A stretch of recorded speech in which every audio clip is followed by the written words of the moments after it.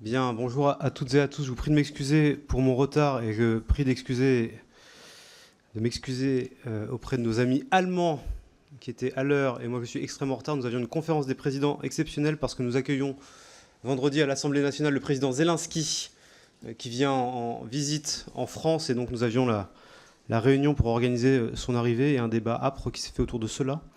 Et donc je pensais que ma présence était importante et je vous prie à nouveau de m'excuser pour cela.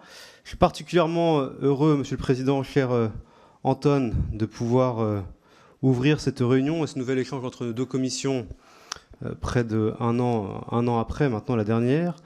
L'année dernière, nous avions débattu de la réforme institutionnelle et de l'élargissement et cette fois-ci, nous avons décidé d'axer nos échanges sur l'agenda stratégique à venir de l'Union tel qu'il peut s'envisager à la lumière des échanges entre la France et l'Allemagne alors que la législature 2019-2024 s'achève. En effet, notre débat de ce jour se déroule quelques jours seulement après la visite d'État du président de la République en Allemagne, visite à laquelle j'ai participé. Je vois également Sabine Tillet qui était dans la délégation française et qui a participé à ce déplacement. Et je tiens à remercier à nouveau en notre nom nos amis allemands pour l'accueil qui nous a été réservé. C'était la première visite d'État d'un président de la République depuis 24 ans. Le fait que nous ayons pu participer au 75e anniversaire de la loi fondamentale témoigne, je crois, de l'ancrage profond de l'amitié franco-allemand. Et la France et l'Allemagne sont évidemment liées par une histoire commune. Et nous écrivons un avenir en commun. Et cet avenir en commun s'écrit au sein de l'Union européenne. Et c'est aussi le sens de cette discussion que nous avons entre nos deux parlements. À l'occasion de cette visite d'État, s'est tenu dans la foulée à Meseberg un conseil des ministres franco-allemands le 28 mai qui s'est conclu par l'adoption d'une importante déclaration consacrée aux moyens de renforcer la compétitivité de l'économie européenne. Ce document, que vous connaissez évidemment toutes et tous, envisage plusieurs évolutions novatrices dans les politiques européennes et je voudrais rapidement en évoquer quelques-unes. D'abord, la modernisation des règles de concurrence en matière de contrôle des fusions afin d'assurer qu'elles soient favorables à l'innovation, l'instauration d'une préférence européenne pour la commande publique dans certains secteurs stratégiques, puis le lancement d'une stratégie afin d'établir un système énergétique décarboné qui respecte, et ceci est essentiel, les choix nationaux concernant le bouquet énergétique, également la constitution d'une véritable union des marchés de capitaux, une modernisation de la politique commerciale de l'Union afin de garantir des conditions de concurrence équitables et des possibilités réciproques d'accès au marché. Autre élément important de la discussion, le pacte vert, alors que celui-ci a évidemment connu quelques critiques dans nos deux États respectifs. Les deux gouvernements ont réaffirmé son importance et appelé à en achever la mise en œuvre, tout en soutenant la croissance européenne et, comme le rappelle la déclaration, des investissements de 620 milliards d'euros par an pour la transformation énergétique et 125 milliards d'euros par an pour la transition numérique seront nécessaires à l'avenir. Et dans ce cadre-là, il est peu envisageable que cet effort d'investissement soit financé par la seule mobilisation des moyens nationaux. Ce serait évidemment prendre le risque d'une dislocation du marché unique. Cependant, le texte ne fait pas mention de l'idée d'un fonds souverain de souveraineté européen, ni a fortiori d'un nouvel emprunt de l'Union, mais je crois que ce doit être l'un des éléments de débat que nous devrions avoir entre nous aujourd'hui. Mais ce texte souligne la nécessité de donner davantage la priorité aux dépenses et aux biens publics européens porteurs de nouvelles transformations tout en travaillant à l'introduction de nos nouvelles ressources propres. Là aussi, je crois que ce doit être un élément de la discussion de ce jour. Voilà ce que je voulais vous dire en préambule. Je propose, et nous avons convenu ensemble que pour que nos échanges soient les plus dynamiques possibles, eh bien, nous alternions les prises de parole entre le côté français et le côté allemand par groupe de 2 députés. Et donc, je donne tout de suite la parole au président Hofreiter pour qu'il introduise la réunion, puis qu'il donne la parole à ses collègues du Bundestag. Je vous remercie et vous prie à nouveau de m'excuser pour mon retard.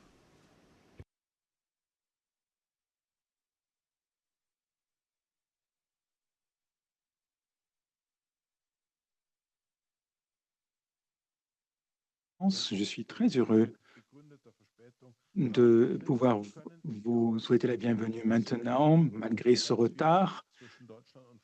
Il est d'importance primordiale que la France et l'Allemagne, devant la toile de fond des défis géopolitiques, mais aussi dans nos pays, que les deux pays coopèrent étroitement. Nous avons vraiment vu lors de cette visite officielle du président Macron que ces relations sont couronnées de succès. Son discours de Dresde a trouvé un écho très positif. Et puisque nous avons un peu de retard maintenant, je voudrais me limiter à ces quelques remarques liminaires et passer la parole tout de suite au groupe parlementaire. Nous commençons du côté allemand avec les sociaux-démocrates. Non, on commence par les Français, me dit Madame Badenhausen. Donc nous commençons avec le côté français, avec une députée ou un député, et par la suite, nous continuons ici en Allemagne avec Madame Glöckner du SPD. Donc je repasse la parole à nos collègues en France. Très bien, c'est la magie de la distance. Moi, je pensais que c'était un député allemand qui devait commencer, mais puisque vous nous offrez la parole, je vais la céder tout de suite à Sabine Tillet pour le groupe démocrate. Et pour 2 minutes. Merci, Monsieur le Président. Chers collègues allemands, liebe deutsche Kollegen, je joins mes remerciements pour l'accueil reçu en Allemagne à ceux du président Anglade. C'était un moment fort. Si je peux me permettre d'être un peu privée, particulièrement pour moi, parce qu'on a terminé cette visite à Münster, dans la ville où je passais 5 ans pour faire mes études. Donc c'était un moment assez important.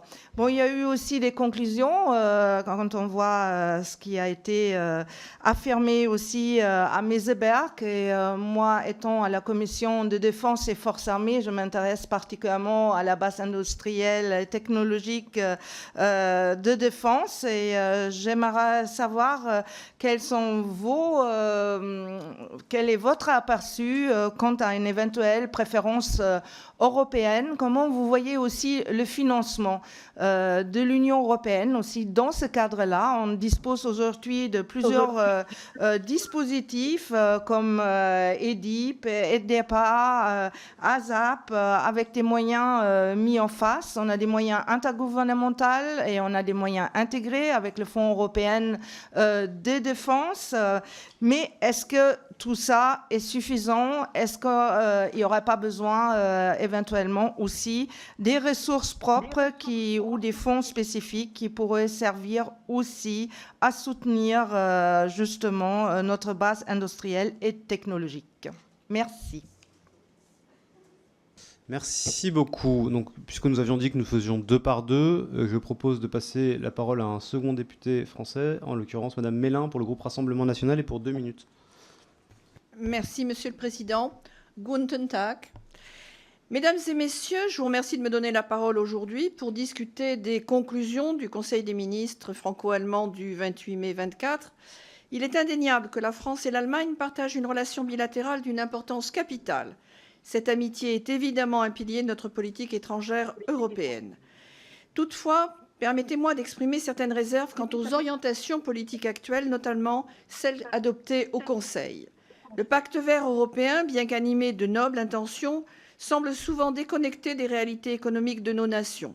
Cette course effrénée vers une neutralité carbone, sans tenir compte de nos spécificités nationales et de l'impact socio-économique, risque de fragiliser nos industries et d'accroître les inégalités. Nous devons envisager des transitions écologiques plus pragmatiques et plus adaptées aux réalités de nos peuples et nos territoires.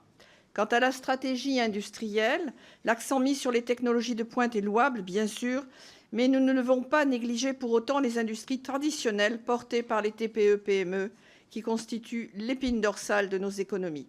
Une politique industrielle ambitieuse doit inclure des mesures de soutien pour les entreprises petites et grandes afin de garantir une croissance équilibrée et exclusive. Pour autant, nous souhaitons rappeler aussi notre opposition aux ressources propres en général et les modalités du marché unique actuel. Nous rappelons ainsi notre opposition à beaucoup de traités de libre-échange qui, in fine, ne sont pas gagnants-gagnants. En conclusion, si nous voulons que la relation franco-allemande soit réellement bénéfique pour nos deux peuples, ce que nous souhaitons réellement, nous devons adopter des politiques pragmatiques, justes et adaptées aux besoins de nos citoyens. C'est à ce prix, semble-t-il, que nous pourrons véritablement renforcer notre compétitivité respective et notre croissance dans l'Union européenne. Je vous remercie. Merci beaucoup. Je repasse la parole au président Hofreiter.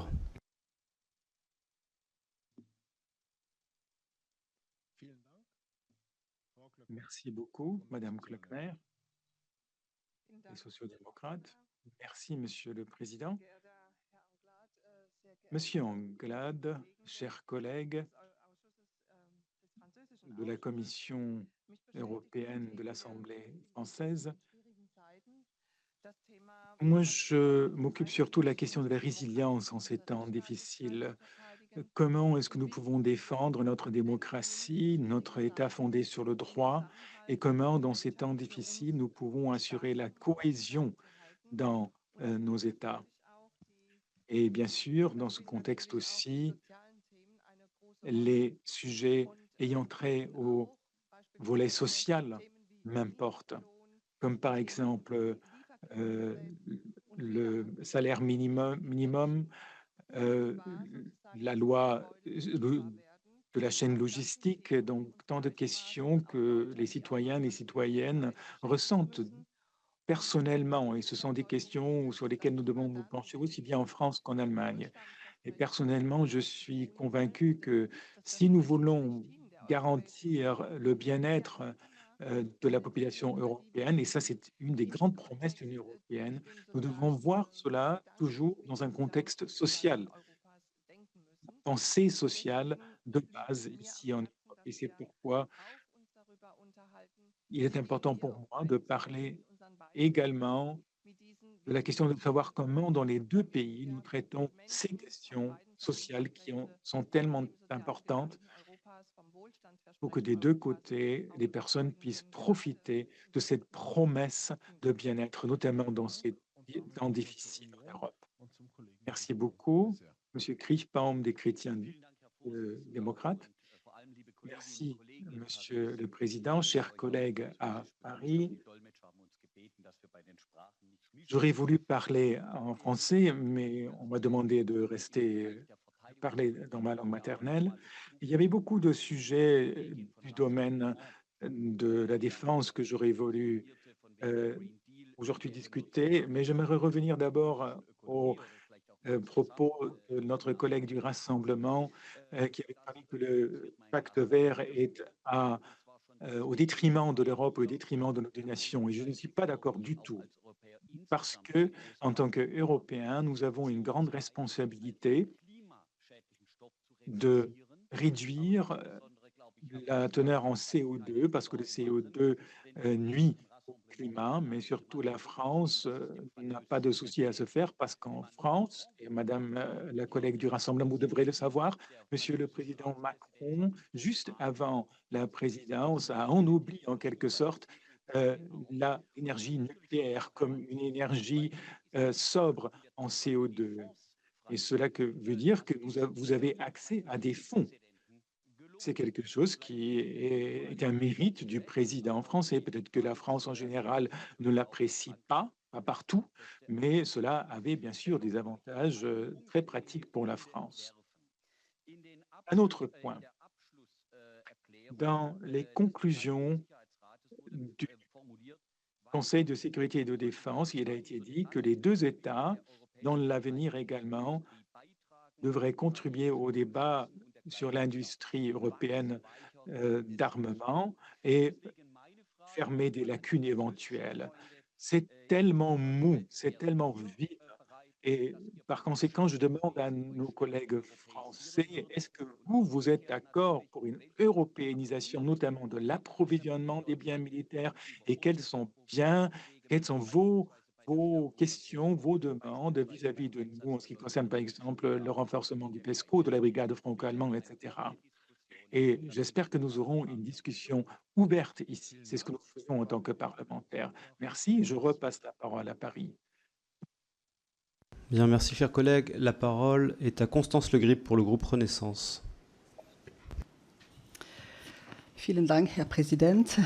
Guten Tag, liebe Kollegen in Berlin. Je vais switcher Dans ma langue maternelle, je voulais tout d'abord me féliciter des échanges que nous avons aujourd'hui ensemble à un moment crucial compte tenu des enjeux électoraux européens qui se profilent dans nos deux pays ainsi que dans tous les pays de l'Union européenne très bientôt, et insister sur l'absolue nécessité de renforcer toujours et encore le dialogue franco-allemand, la coopération franco-allemande et les approches communes entre nos deux pays, bien évidemment. C'est la condition sine qua non, me semble-t-il, suffisante, peut-être pas nécessaire, mais suffisante et nécessaire, pardon, pour que nous puissions continuer d'avancer. Je voulais, comme un certain nombre d'interventions se sont déjà portées sur les sujets de défense et de stratégie, venir sur le Conseil des ministres franco-allemands qui s'est attaché à l'enjeu de la compétitivité, pour me réjouir du fait qu'il y ait une vraie convergence de vues sur cet enjeu de donner un nouvel élan à la compétitivité européenne au cours de la prochaine législature. Insister encore une fois sur nos points d'accord, s'agissant de la nécessité de sortir du ralentissement dans lequel est engluée la construction de l'union d'un marché des capitaux pour véritablement avancer et trouver à fédérer entre nous sur ce sujet essentiel de constitution d'une union des marchés des capitaux. Je ne méconnais pas les sujets de divergence que nous avons, notamment en matière de gouvernance de la future union des marchés des capitaux, mais je souhaite vraiment insister sur l'importance vitale que représente cette union des marchés des capitaux et qu'il va falloir vraiment avancer vite au cours de la prochaine mandature entre Allemands et entre Français là-dessus. Ça, c'était le premier message que je voulais passer. Le deuxième message est celui sur la politique de concurrence. Je sais, pour siéger au sein de l'Assemblée parlementaire franco-allemande depuis quelques années, pour avoir été membre du Parlement européen pendant 7 ans, à quel point ce sujet est quelquefois l'objet de malentendus ou de quiproquos entre Allemands et Français. Mais je crois que nous pouvons là aussi trouver à envisager ensemble les pistes de réforme et d'amélioration sans transformer l'esprit de la politique de concurrence, mais de manière à avancer pour la constitution d'ensemble européen de taille propre à la compétition mondiale. Voilà, donc c'était les points de convergence, notamment sur ces deux sujets-là, union des marchés des capitaux et politique de concurrence, que je voulais vraiment mettre en avant pour que nous puissions ensemble progresser. Merci. Merci beaucoup. La parole est à Rodrigo Arenas pour le groupe de la France Insoumise. Merci, Monsieur le Président. Chers collègues de l'autre côté du Rhin, je ne vais pas parler dans ma langue maternelle puisque c'est l'espagnol, donc je vais me contenter du français. Plutôt deux types de questions. D'abord, la question sur la compétitivité. De votre point de vue, quelle garantie la coopération franco-allemande peut-elle mettre en place pour que les politiques industrielles notamment soient vraiment communes et européennes, c'est-à-dire stratégiquement planifiées pour éviter un nouvel épisode de compétition contre-productive finalement entre les différentes économies nationales au sein de l'Union européenne. La deuxième, qui est sous-jacente, est plus une question de cohérence. Quand on voit que les premières mesures concrètes actuellement se traduisent d'abord par un allègement des contraintes administratives environnementales, comment assurer que les politiques industrielles finalement ne se fassent pas au détriment de nos engagements européens climatiques et environnementaux? Comment là aussi pouvons-nous finalement mettre en place une planification stratégique européenne qui nous permette de répondre collectivement aux défis, non pas en tant que Français, Allemands, Polonais, Italiens, Espagnols, etc., mais plutôt en tant qu'Européens? Je vous remercie. Merci. Moi, je n'ai plus de demande de prise de parole ici, donc je vous repasse la parole à Berlin.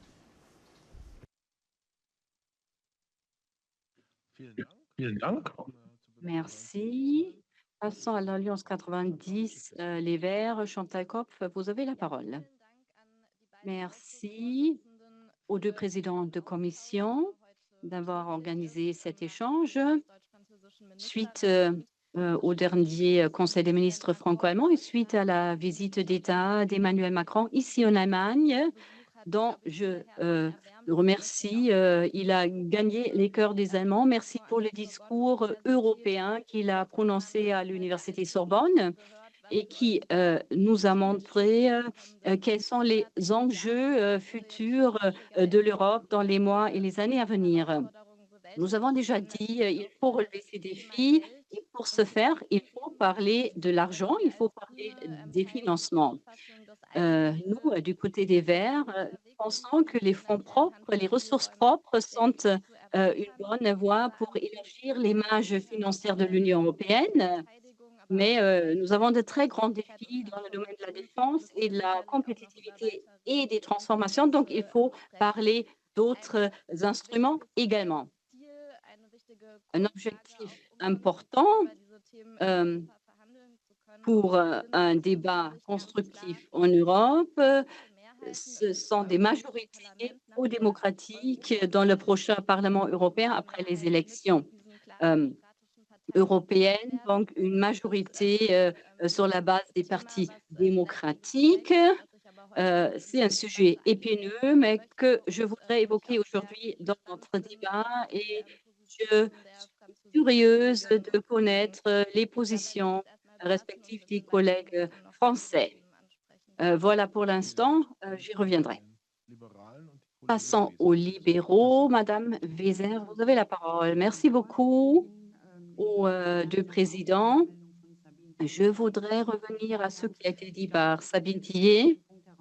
C'est effectivement très important de souligner que justement, pour renforcer la base technologie et industrielle de l'industrie de l'armement, il y a un écho. Peut-être vous pourriez changer de microphone. Oui, je prends le micro de mon voisin. Voilà. Donc, de ce point de vue, il faut réfléchir comment renforcer la base industrielle et technologique dans le domaine de l'armement qui doit être financée. La Banque européenne d'investissement jouera un rôle, mettra à disposition jusqu'à 6 milliards d'euros annuellement pour les investissements dans le domaine de la défense et de sécurité dans le cadre de l'initiative européenne en matière de sécurité et de défense. Mais il faut que nos réflexions aillent au-delà de cela, lorsqu'on pense en termes d'élargissement vers l'Est, c'est la question de la sécurité qui se pose. Donc, j'aimerais connaître la position de nos collègues français. Comment donc remplir les normes de sécurité dans le domaine des armements, de la défense? Comment les remplir avec de nouveaux membres de l'Union européenne? Merci. Monsieur Kleinwächter, car il n'y a pas encore de demande de parole en France. Merci, Monsieur le Président, chers collègues. Permettez-moi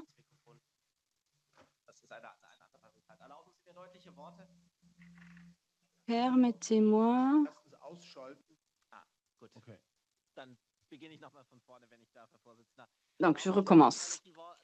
Permettez-moi d'être tout à fait honnête. La visite d'État du président Macron n'a pas été honnête à mes yeux.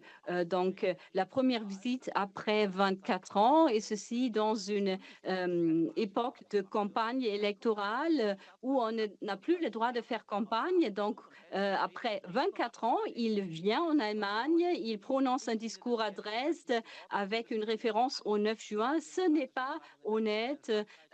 Donc, apparemment, vous avez très, très peur des décisions qui seront prises par le peuple français. Et cette peur, elle est fondée. Donc, à regarder ce qu'il a dit, il a fait référence à la loi fondamentale de l'Allemagne. Il a cité le président Steinmeier. Il a dit l'Europe, ce n'est pas l'objectif, mais c'est la boussole. Donc, qui fait de l'Europe une boussole a raison de s'inquiéter des résultats électoraux. Même chose pour les sujets du Conseil des ministres franco-allemands. On parle de paix, on parle du projet de paix européen, un projet que l'on utilise pour fournir de plus en plus d'armes et de soutenir la guerre. Il parle d'une Europe souveraine qui se dirige contre les décisions démocratiques des Européens et parle d'un pacte vert qui est vendu comme un agenda de croissance pour les industries zéro net. Donc, Est-ce que vous n'avez pas pris conscience des manifestations des agriculteurs, des blocages des autoroutes en France et en Allemagne, et les agriculteurs qui ont manifesté en France contre la politique agricole avec toutes les normes climatiques? Macron et Scholz n'acceptent pas l'Europe telle qu'elle est. Ils veulent une Europe qui se transforme, une Europe transformée, mais pas l'Europe telle qu'elle est. Et c'est une Europe dirigée contre la démocratie et contre les citoyens.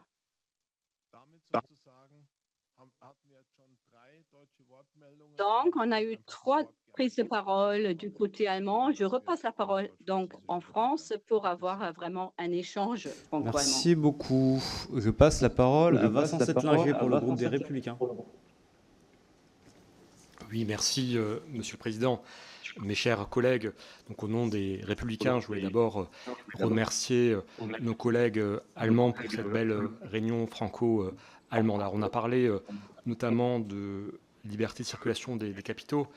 Je pense qu'en tant que député issu d'une circonscription frontalière, donc, puisque je suis à quelques minutes de Saarbrücken, on a quand même besoin, et je parle notamment en matière de libre circulation des personnes et en matière de libre circulation des travailleurs, de faire encore beaucoup de progrès, parce que j'ai quasiment tous les jours des demandes.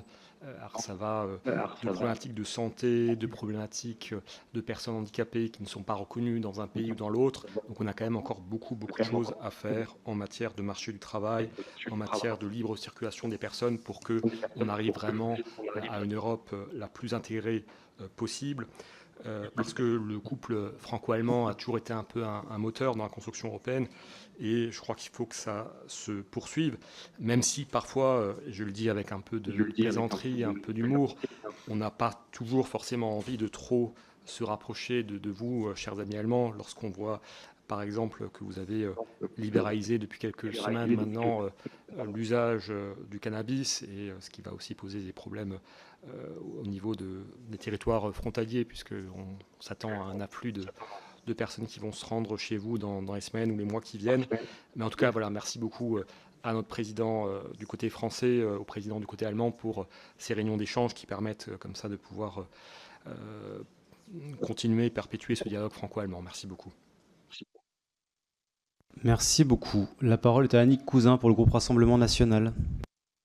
Merci, Monsieur le Président. Merci, messieurs les présidents, de nous réunir et de pouvoir nous permettre d'échanger sur ces différents points. Moi, je voudrais revenir sur ce qu'a dit notre collègue de l'autre côté du Rhin, démocrate, je crois, à propos du nucléaire. Eh bien, moi, je me réjouis de cette vision qui, pour une fois, ne vient pas de nos rangs en France, à savoir que le nucléaire est le plus propre et l'énergie la plus propre, et nous étions effectivement leaders dans le domaine en France. Et moi, je déplore que l'écologie soit souvent punitive, et je voulais avoir les exemples concrets de ce que vous avez pu mettre en Allemagne en place, parce que ici c'est toujours avec la carotte et le bâton que l'on avance, et je sais que l'Allemagne est en pointe sur certains domaines écologiques de transition, mais il ne faut pas non plus que ce soit au détriment du porte-monnaie des Français, parce que vous l'avez dit, le nucléaire était leader chez nous et tente à ne plus l'être. Et je trouve ça fort dommage, parce que ça nous augmente forcément les finances. Enfin, on tape dans la poche des Français pour vous permettre en quelque sorte de pouvoir polluer, puisque vous ne polluez pas, soi-disant, avec vos énergies renouvelables. Et je voudrais savoir ce que vous avez mis en place de bout en bout des filières, parce que quand on produit quelque chose, il faut penser à la vie du produit, mais aussi à ce qu'on en fait plus tard. Et qu'est-ce que vous avez imaginé pour la suite de vos panneaux solaires, de vos éoliennes, pour aller dans ce sens-là? Et pour revenir sur la question des agriculteurs, eh bien moi je fais partie d'une circonscription très rurale, et ce qu'ils nous disent tous, et je crois que c'est le même problème chez vous, c'est qu'ils veulent vivre de leur travail, absolument, et ne pas être plombés par les surnormes qu'il y a à l'échelle européenne. Je vous remercie. Merci beaucoup. Je repasse la parole au Bundestag s'il y a encore des questions de votre côté.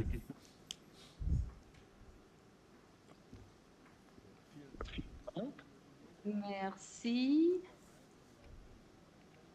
J'ai effectivement des demandes de parole. Je passe la parole à Axel Schäfer et après à Monsieur Brinkhaus, qui n'est pas présent. Monsieur Petri, Christian Petri, désolé. Christian, tu as la parole. Merci aux deux présidents.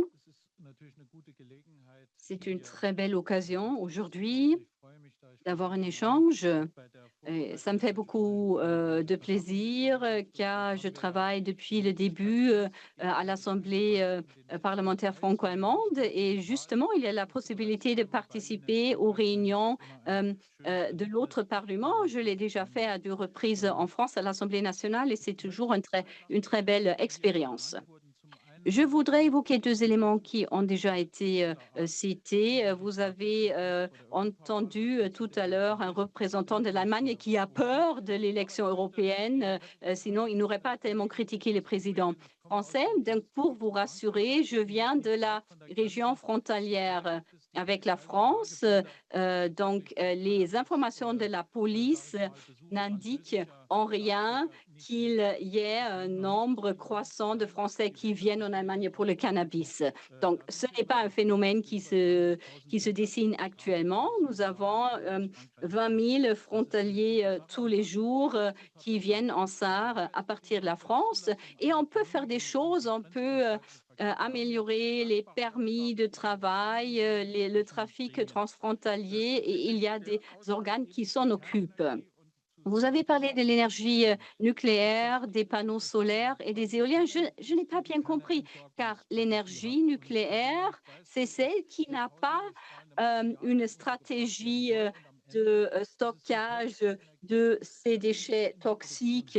C'est l'énergie qui coûte le plus cher. Bien sûr, c'est une énergie propre au niveau de la production, mais ce n'est pas durable car on n'a pas de solution pour les déchets. Donc, moi, je choisirais plutôt une approche pragmatique. La France, lorsqu'elle n'a pas d'eau, et elle ne peut donc pas faire fonctionner les centrales nucléaires, l'électricité peut venir de chez nous et inversement, je crois qu'il faut surtout être pragmatique et donc parler sur une base consensuelle. En fin de compte, c'est vrai, il nous faudra une stratégie à long terme. Merci, Christian. Passons au groupe CDU-CSU. Ralf Brinkhaus, vous avez la parole. Merci d'avoir organisé cet échange. Merci de nous écouter. Merci de nous. Nous aussi, nous aimons vous écouter. J'ai un sujet qui m'intéresse, c'est le sujet de l'élargissement de l'Union européenne. Il y a plusieurs pays qui sont là sur liste, qui veulent adhérer à l'Union européenne, l'Ukraine, la Géorgie, la République de Moldavie et les pays des Balkans occidentaux. Et donc, il y a 2 cœurs qui battent dans mon corps. Il y a ceux qui veulent intégrer ces pays dans ce projet merveilleux de l'Union européenne, tout en sachant que chaque adhésion exige ou complique un approfondissement de l'Union. Donc, trouver un équilibre, c'est vraiment compliqué. Il faut en discuter. Nous le faisons dans cette commission et j'aimerais savoir si c'est également un sujet qui vous intéresse beaucoup dans votre commission en France. Merci et nous repassons la parole en France. Merci beaucoup. Je passe la parole à Sabine Thier pour le groupe démocrate. Merci beaucoup, cher président. Merci beaucoup à monsieur les présidents. Je reviens un peu vers des questions de défense, puisqu'il y a quand même 2 projets, donc on peut, malgré toutes les difficultés, se féliciter en franco-allemand. C'est quand même le SCAF ou FCAS dans lequel on a avancé, et surtout la récente signature d'un Memorandum of Understanding de nos deux ministres de Défense, donc Pistorius et Lecornu, le 26 avril pour avancer sur le char du futur ou le futur du char. Et ce que je trouve assez remarquable dans cette signature-là ou dans les propos des ministres, j'ai envie de dire enfin, je ne sais pas si vous êtes d'accord ou pas, c'est de dire on a besoin de partir des besoins de nos armées et qu'on arrête de partir des besoins de nos industriels. Je voudrais savoir si c'est aussi votre point de vue, parce qu'aujourd'hui, on est quand même dans une situation où la guerre est à nos portes. Les menaces sont devenues multiples, hybrides et protéiformes, et donc on a besoin de renforcer un peu cette entente franco-allemande autour des sujets bien précis, en regardant un peu plus vers le futur. Et savoir aussi ce que vous en pensez, c'est une grosse discussion chez nous aussi, d'une éventuelle Buy European Act ou préférence européenne quand il s'agit des questions d'armement. On peut quand même dire pas de diplomatie sans une force derrière et la force armée a besoin aussi de la diplomatie. Les deux vont main dans la main et il faut qu'on trouve un équilibre de ce côté-là. Et je crois que la France et l'Allemagne, nous avons un rôle particulier à jouer dans ce cadre-là et surtout aussi de penser malgré tout à cette fragmentation du marché de défense européen qui est quand même assez surprenant, 72 systèmes d'armement différents, 17 modèles hélicoptères, 20 modèles d'avions, là où les Américains en ont que 2. Il y a des économies à faire. Je pense qu'en temps de restrictions budgétaires, c'est pas inutile non plus d'évoquer ce sujet-là et de voir comment on peut faire pour produire plus vite, davantage et en européen. Merci. Merci beaucoup. La parole est à Rodrigo Arenas pour le groupe de la France Insoumise. Merci, Monsieur le Président. On m'entend. C'est toujours intéressant d'échanger avec nos collègues allemands dans le cadre-là, parce qu'on voit bien que l'esprit d'Emmanuel Kant et de sa paix perpétuelle ont tendance à être oubliés face aux défis électoraux des uns des autres, mais surtout à une vision un peu tronquée de ce qu'est l'Europe. Je trouve que c'est dommage de mettre en avant des visions, j'ai envie de dire, nationalo-centrées, alors que justement nous avons besoin aujourd'hui d'un élan un peu plus intense, qui m'amène à la question que vous avez posée, messieurs, dames, sur la question de l'armée. Il me semble qu'aujourd'hui, d'avoir une force conjointe qui permette d'intervenir sur le champ européen et sous l'égide des organisations des Nations Unies est un horizon, il me semble, qui correspond à la construction européenne. Mais pour cela, il va falloir réfléchir à la place que nous occupons, notamment vis-à-vis du commandement intégré de l'OTAN. Si nous pensons à une force européenne, alors évidemment, il va falloir avoir une réflexion européenne. Et il me semble qu'aujourd'hui, cet horizon est un peu difficile. Cela m'amène à la question de l'élargissement. Vous avez posé tout à l'heure la question de regarder vers l'Est, si j'ai bien compris l'intervention il y a quelque temps. Il me semble que cet élargissement, s'il peut être envisagé, ne doit pas se faire pour des raisons économiques, commerciales, ou simplement pour créer des sortes d'États tampons qui nous permettrait d'avoir une relation un peu agressive avec l'Est du continent asiatique. Je pense notamment à la Russie, mais pas seulement. Je pense qu'on nous aurions tort de renouveler l'expérience européenne, d'avoir des sortes d'États tampons qui permettraient finalement de ne pas aborder des relations pacifiées à cette grande échelle. Car oui, nous avons à réfléchir nos relations, pas seulement avec la Russie et les pays qui sont associés, mais aussi avec des grandes puissances comme la Chine, comme les États-Unis et autres, et qui nécessitent pour le coup non pas de nous replier dans nos frontières, mais au contraire d'avoir une projection conjointe. Ce qui m'amène à un troisième sujet qui est la question de la civilisation numérique dans laquelle nous sommes, puisque si nous parlons d'armée, nous parlons aussi de cybersécurité, de comment est-ce que nos démocraties aujourd'hui sont confrontées à ces influences-là.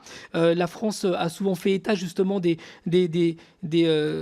agressivités sur le champ numérique qui influencent notre démocratie. Comment est-ce que finalement nos formes traditionnelles d'intervention doivent aujourd'hui réfléchir, se renouveler pour faire face à cette situation-là. Et la question que je voudrais vous poser. Comment est-ce qu'en Allemagne, vous envisagez notamment le rôle, je pense, d'une institution que nous avons en commun qui s'appelle l'école, l'éducation, et qui serait de nature à justement permettre aux nouvelles générations de faire face à ce nouveau contexte dans lequel nous sommes. L'idée pour moi est d'aller sur comment est-ce que vous envisagez des coopérations entre nos deux puissances qui permettraient de faire face à la fois à l'intervention des GAFAM et tout ce qui en vient, mais aussi face aux prédateurs commerciaux numériques qui s'installent peu à peu dans le paysage et qui sont une vraie difficulté à affronter d'un point de vue institutionnel avec les formes traditionnelles que nous partageons les uns les autres. Merci beaucoup. Je repasse la parole au Bundestag.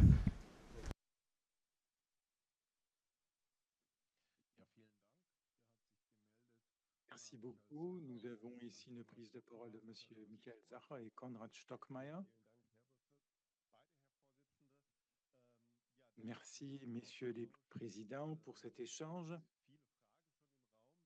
Beaucoup de questions ont déjà été payées. J'aimerais bien donner moi aussi ma perspective, ma réponse possible à toutes ces questions. Et il y avait un fil conducteur en quelque sorte, et c'était comment est-ce que nous pouvons, dans ces différents domaines, écologie, politique militaire, stratégie de défense, comment est-ce que nous pouvons arriver à une politique commune?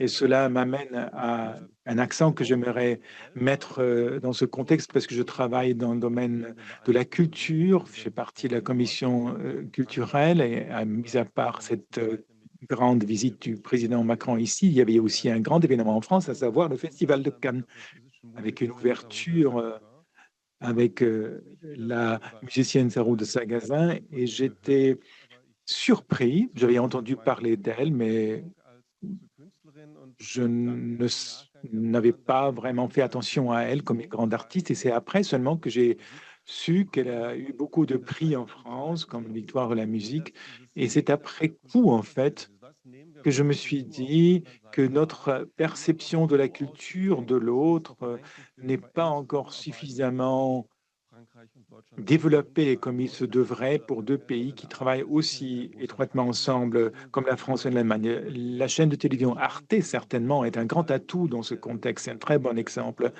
Aussi, le film Anatomie d'un cas, d'une chute avec Sandra Hüller,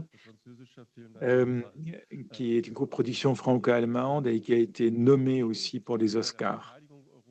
Et comme pour la défense de l'Europe, nous devrions également mettre un accent sur la culture européenne et regarder un peu au-delà de nos frontières dans le domaine de la culture. Arte, ce n'est pas seulement un projet bilatéral, on ne devrait pas être seulement un projet bilatéral, mais plutôt un projet européen, je l'espère. Je n'ai pas répondu à aucune de vos questions, j'ai encore ajouté d'autres questions, mais on a encore le temps.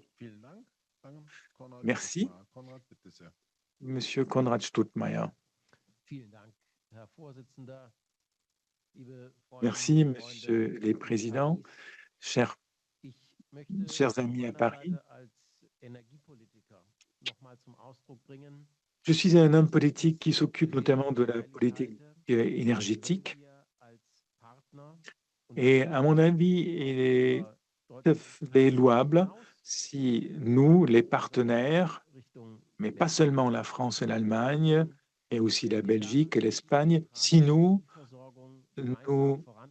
aspirons à un approvisionnement en énergie sobre en CO2, neutre en CO2, et que nous nous respectons les uns les autres, même si nous empruntons des chemins différents.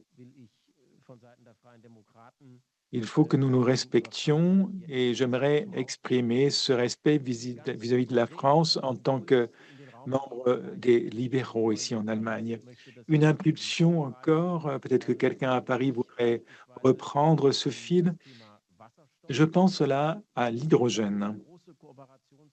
Dans le domaine de l'hydrogène, à mon avis, nous avons beaucoup de possibilités de coopération, mais il faudra également penser à nos amis en Espagne.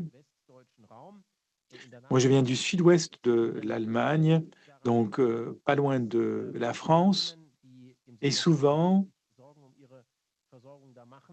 des entreprises qui ont des problèmes d'approvisionnement énergétique, je leur dis, il ne faut pas seulement regarder vers le nord de l'Allemagne, l'énergie qui vient de l'Allemagne septentrionale, mais nous avons également des frontières ouvertes et des partenariats avec des pays du Sud. Il faudra plus de coopération avec cela. Et je serais très heureux si une telle impulsion serait reprise et qu'il y ait cette disponibilité de coopérer avec d'autres pays. Nous serions plus indépendants, plus résilients. Merci. Merci. Et je repasse la parole à Paris, s'il y a d'autres remarques. Oui, merci. Il me reste 2 demandes de prise de parole et puis après nous en aurons terminé. Je passe la parole à Constance Le Grip pour le groupe Renaissance. Merci, Monsieur le Président. Alors, je voulais tout d'abord remercier le collègue Zahar pour avoir parlé culture, cinéma et musique. C'était important que nos échanges de cet après-midi n'esquivent pas ces dimensions et qu'à travers Anatomie d'une chute et la jeune chanteuse Zao de Sagazan, on puisse effectivement parler de ce qui nous rassemble et de ce qui peut nous faire vibrer. Vous le savez, Arte est une réussite culturelle et audiovisuelle incontestable. Et nous souhaitons vraiment, comme l'a dit d'ailleurs très clairement le président Emmanuel Macron, faire de Arte une grande et belle et véritable plateforme culturelle européenne à même de proposer vraiment à l'ensemble de nos concitoyens européens des programmes et des contenus de très grande qualité. Sur la thématique approfondissement versus élargissement de l'Union européenne qui a été abordée par un autre collègue, oui, bien sûr, c'est un sujet sur lequel la Commission des Affaires européennes de l'Assemblée nationale s'est à plusieurs reprises penchée. Nous souhaitons clairement envoyer une perspective européenne forte à un certain nombre de pays candidats. Vous les avez listés dans le désordre, Ukraine, Moldavie, Géorgie, États des Balkans occidentaux, mais sommes parfaitement conscients du fait que nous devons mener des réformes et une transformation d'un certain nombre de mécanismes décisionnels internes à l'Union européenne avant que de pouvoir accueillir de nouveaux membres. Et à cet égard, je rappelle tout l'intérêt, nous semble-t-il, de la communauté politique européenne qu'a créé et voulu le président de la République française et qui permet à ces États d'être régulièrement conviés à des échanges et à des travaux qui vont porter de plus en plus sur des projets concrets entre Européens. La prochaine réunion de la communauté politique européenne se tiendra d'ailleurs au Royaume-Uni, ce qui n'est pas tout à fait anecdotique non plus, le 18 juillet. Je voulais rapidement également toucher un autre sujet qui a fait partie de l'agenda du Conseil des ministres franco-allemands portant sur l'enjeu de la compétitivité, c'est celui de la politique commerciale européenne. Je me félicite que dans le texte qui est sorti à l'issue de ce Conseil des ministres franco-allemands, il est écrit que nous soutenons ensemble une politique commerciale européenne ambitieuse, solide, ouverte et durable, qui permettent de conclure des accords commerciaux équitables et qui promeuvent les intérêts de l'Union.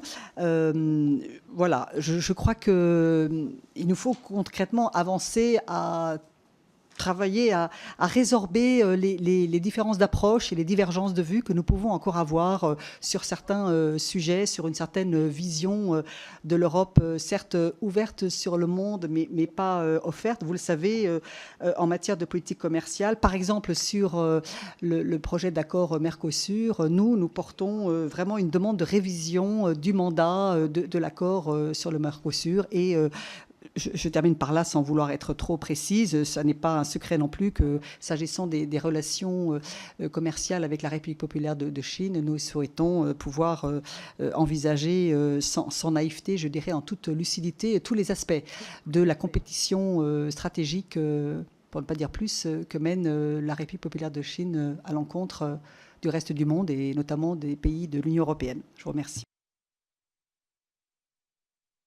Merci beaucoup. La parole est à Sabine Thier. Merci, Monsieur le Président. Ma collègue Constance Le Grip a dévancé certaines de mes questions ou interventions, mais un grand merci effectivement à Monsieur Zahar d'avoir évoqué la question culturelle. J'irai même plus loin, j'évoquerai la question d'interculturalité, parce qu'en réalité, vous l'avez évoqué, on ne se connaît pas suffisamment. On devrait approfondir aussi les moyens d'échange, de connaître un peu mieux nos différents systèmes. C'est d'ailleurs une des raisons d'être aussi de l'Assemblée parlementaire franco-allemande, parce que entre un État fortement centralisé comme la France, avec un exécutif très fort, et un État fédéral avec un Parlement plus fort et des échelons décisionnels différents, je crois que là aussi, on a besoin il y a un besoin de se connaître beaucoup plus. Comme d'ailleurs, en général, dans l'Union européenne, l'intégration pêche parfois par le fait que les 27 ne se connaissent pas suffisamment avec leurs priorités et leur histoire ensemble. Donc, c'est quelque chose qu'on devrait prendre en compte. Et c'est vrai que notre collègue Petri, à la dernière législature, il est venu 2 fois à la Commission des affaires européennes. On devrait peut-être réfléchir, et j'invite les 2 présidents, d'y réfléchir comme dans le cadre de nos agendas quand même très contraints, on pourrait renforcer un peu la présence des collègues allemands chez nous et de nous au sein de la Commission des affaires européennes du Bundestag. Je crois qu'il serait vraiment intéressant de regarder un peu plus près le fonctionnement. Quant à l'élargissement, je rejoins les propos de ma collègue Constance Legris. Oui, il y a une nécessité. De toute manière, je veux dire, l'Union européenne aujourd'hui doit se mouvoir dans un espace géopolitique qui a changé. Nous avons besoin de renforcer quelque part autour de nous, mais ça demande quand même aussi certainement une réforme des traités. Est-ce qu'on en est prêt? Parce que nous devons éviter tous les blocages. Et un dernier mot pour M. Kleinwächter. Je trouve un peu dommage de dévaloriser la visite d'État du président de la République française, puisqu'elle a été prévue à un autre moment. Malheureusement, elle a dû être repoussée, ce qui était quand même aussi, je veux dire, une forme de politesse de la part de la France de voir si le plus rapidement on pourrait venir. Je crois que rien ne vaut les rencontres personnel, parce que la politique reste quelque chose aussi de personnel, et je crois qu'à n'importe quel moment, c'est quelque chose de très important. Et donc, à nouveau, je réédite mes remerciements pour l'accueil que nous avons eu en Allemagne. Merci beaucoup. Nous n'avons plus de demande de prise de parole ici, donc je vous repasse la parole à Berlin si vous le souhaitez.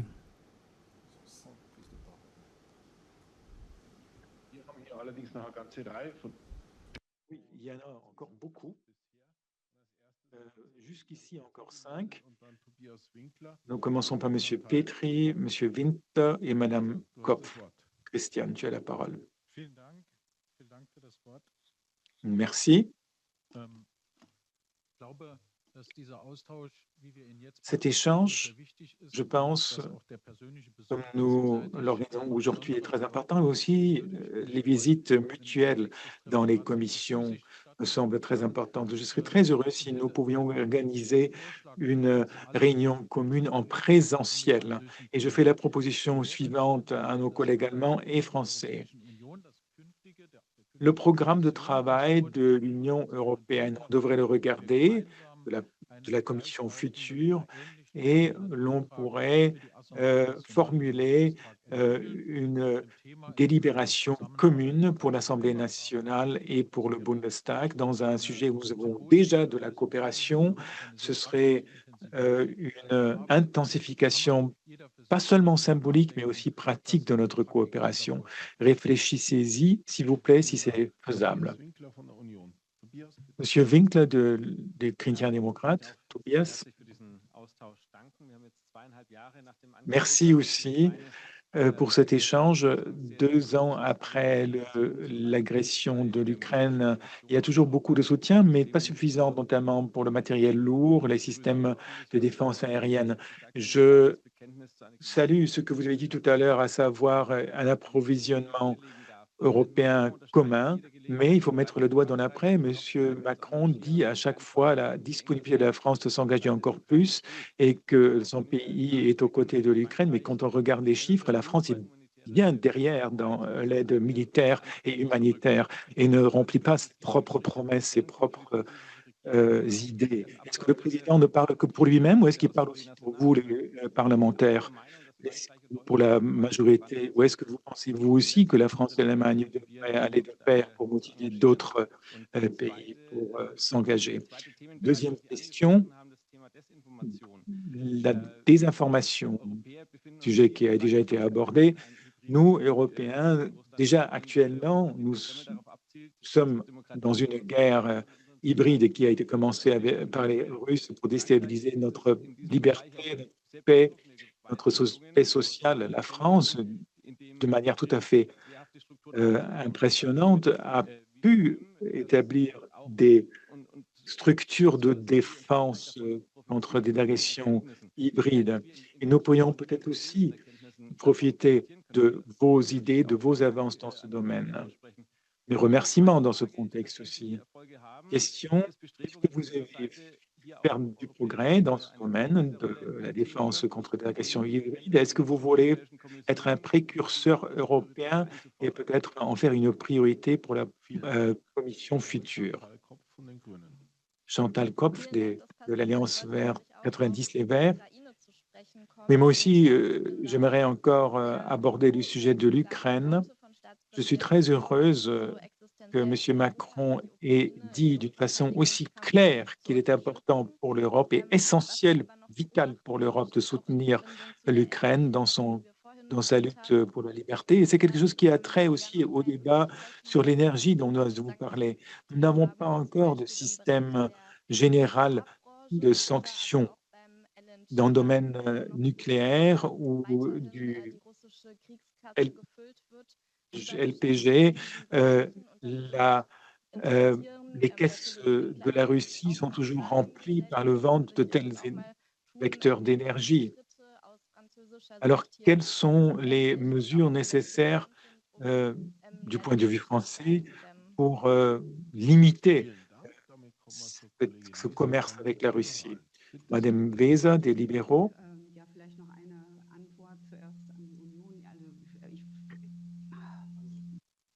Problème de micro. Madame Weser prend un autre microphone. Bon, il faut voir aussi que la France n'a pas le même produit intérieur brut que l'Allemagne et doit aussi s'occuper d'autres foyers de crise dans le monde entier en raison de son histoire de puissance coloniale. Mais il faut dire aussi que la France a clairement dit qu'elle s'engage aux côtés de l'Ukraine, notamment en livrant des systèmes Scalp. Ce n'est pas une bonne idée de critiquer les partenaires parce que les conditions de base ne sont pas les mêmes. Moi, j'aimerais parler brièvement de l'élargissement vers l'Est de l'Union européenne. Je suis d'avis que cet élargissement vers l'Est de l'Union européenne importera notamment devant la toile de fond de la situation géopolitique. Il est indispensable d'ouvrir les bras pour ces États de l'Europe de l'Est et de les accueillir. La question de savoir est-ce qu'on va le faire avec la même vitesse qu'on avait fait auparavant? Bien sûr, toujours cette idée des deux vitesses, une alliance des volontaires, des priorités dans certains domaines, de coopération seulement dans certains domaines. Et c'est quelque chose que nous devrions discuter avec la France également. De toute façon, il nous faut une meilleure capacité d'action de l'Union européenne et pour ce faire, il faut un processus de réforme et notamment ces réformes, abolir le droit de veto dans le Conseil des ministres est d'importance primordiale, notamment dans les domaines de la politique de sécurité et des affaires étrangères, pour arriver à des résultats plus rapidement. Merci beaucoup. Et pour finir, Julia Palk. Il s'agit d'un débat ouvert et je repasserai la parole à Paris. Julian, merci aux deux présidents. Je me réjouis à ma collègue Chantal Kopf.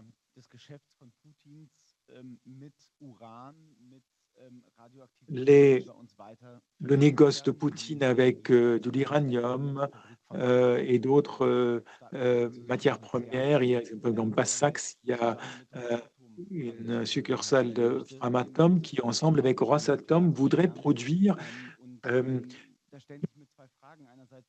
des éléments de combustion pour les nucléaires.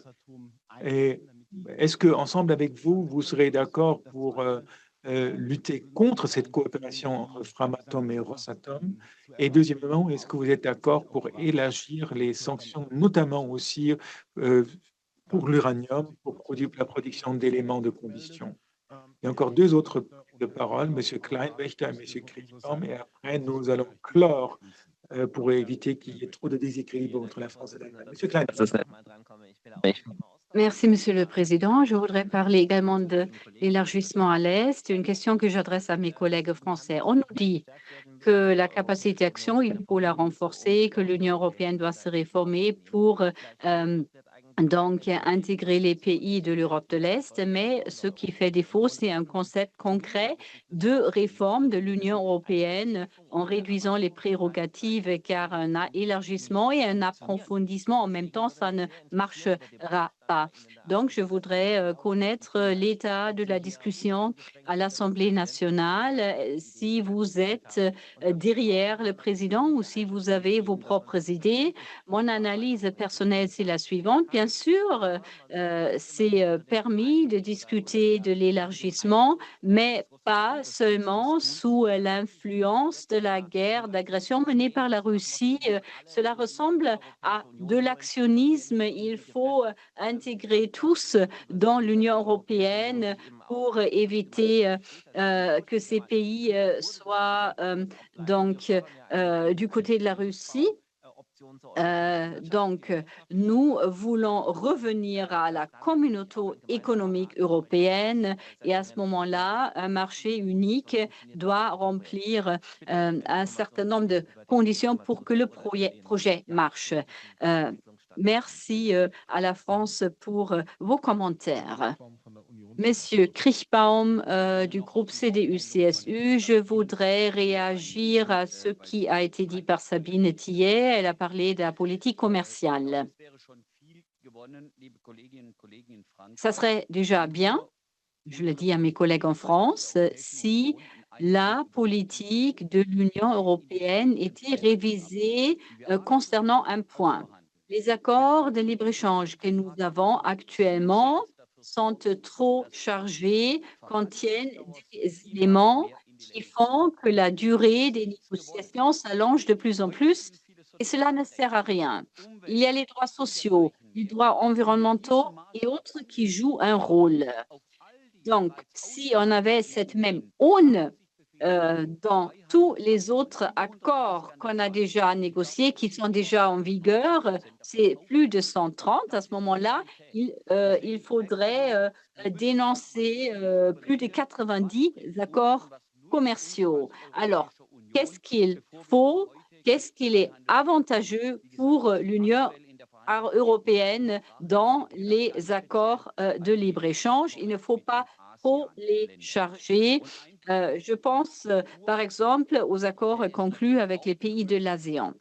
Et pour revenir à la culture, j'aimerais que la culture soit également importante du point de vue des instituts Goethe qui ont été fermés en France. Là aussi, ça aurait été une bonne contribution à la préservation de la diversité culturelle et à la coopération culturelle entre nos deux pays. C'est vraiment un signal erroné, complètement erroné, que de fermer les instituts Goethe en France. Merci. Repassons la parole à Paris. Bien, je vous remercie, mes chers collègues. Je remercie nos collègues français et allemands qui ont fait l'effort d'être présents. Je crois qu'il est temps de conclure nos échanges qui ont été passionnants. Moi, je propose, sur la base de l'expérience de ce jour, que nous pensions à un autre format pour la prochaine fois. Et je saisis au bon la proposition qui a été faite par la collègue Thier d'organiser une rencontre en physique, parce que je pense que si nous voulons avoir une discussion soutenue dans laquelle les questions des uns et des autres puissent trouver des réponses, nous avons besoin de nous voir physiquement ensemble et vraisemblablement en présence de membres de nos gouvernements respectifs pour que nous puissions aussi les interroger sur la vision que les uns et les autres développent ensemble et défendent aussi ensemble parfois au niveau européen. Et donc je vous remercie pour cela et je propose, cher président Hofreiter, que nous en discutions pour que ce soit plus efficace qu'un échange à distance de cette manière-là qui ne permet pas toujours une discussion comme nous aimerions pouvoir l'avoir. En tout cas, je vous remercie pour votre participation et l'organisation de ce débat et je vous propose qu'on organise cela très rapidement.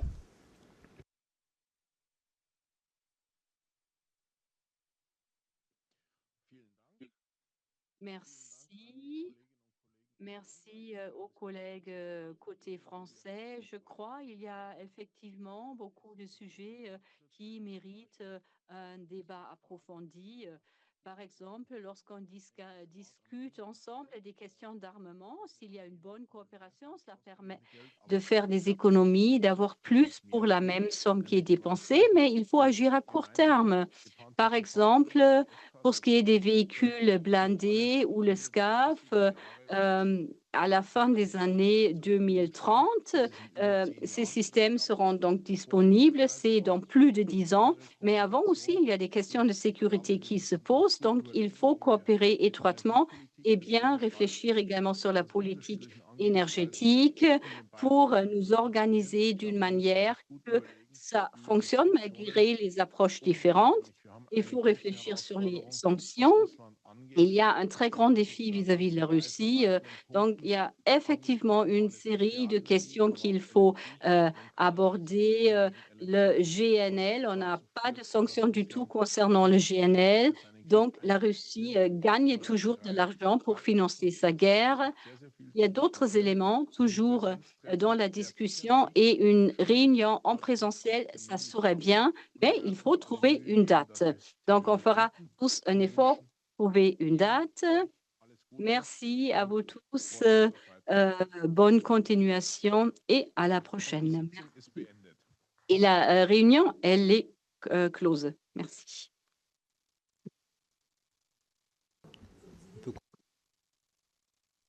Bon. Donc, il y a juste 2 nominations de rapporteurs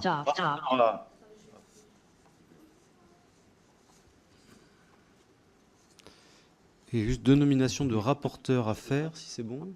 Ouais.